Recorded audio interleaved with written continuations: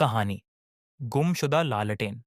लेखक अमृता। गांव सुखपुर एक शांत और खूबसूरत गांव था, जहां मिट्टी के घर, हरे भरे खेत और चौपाल पर बैठकर बातें करने वाले बुजुर्गों की रौनक थी।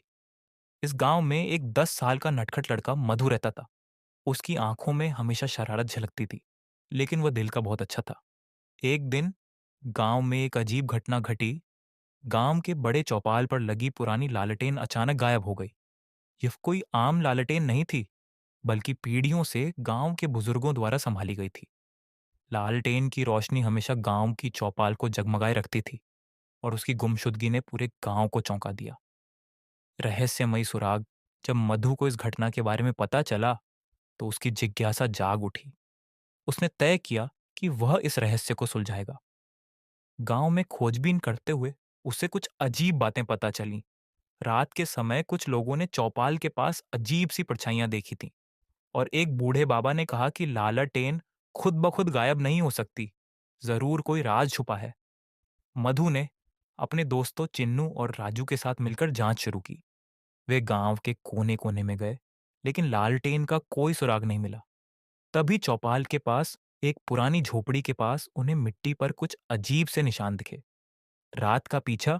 मधु और उसके दोस्त रात को उस जगह पर छुपकर देखने लगे। आधी रात को जब गांव के सभी लोग सो रहे थे, तो उन्होंने देखा कि एक लंबी परछाई धीरे धीरे चौपाल की ओर बढ़ रही थी।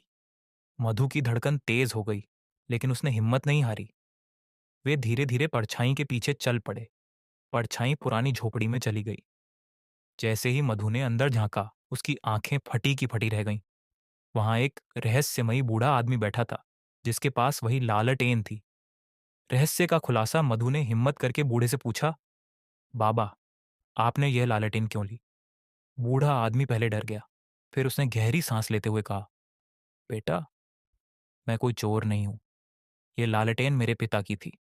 सालों पहले वे इसे गांव को सौंप गए थे, लेकिन मुझे ये वापस चाहिए थी, क्योंकि यह मेरी आखिरी निशानी है। मधु समझ गया कि बाबा की भावनाएं इस लालटेन से जुड़ी थीं। अगले दिन गांव के सभी लोगों को इकट्ठा कर मधु ने बाबा की कहानी बताई।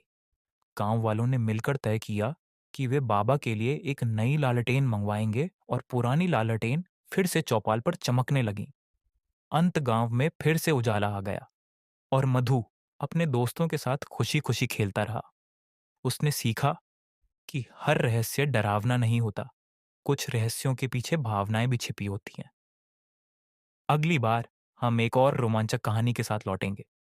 जुड़े रहे हमारे चैनल कार्टून की दुनिया के साथ। धन्यवाद।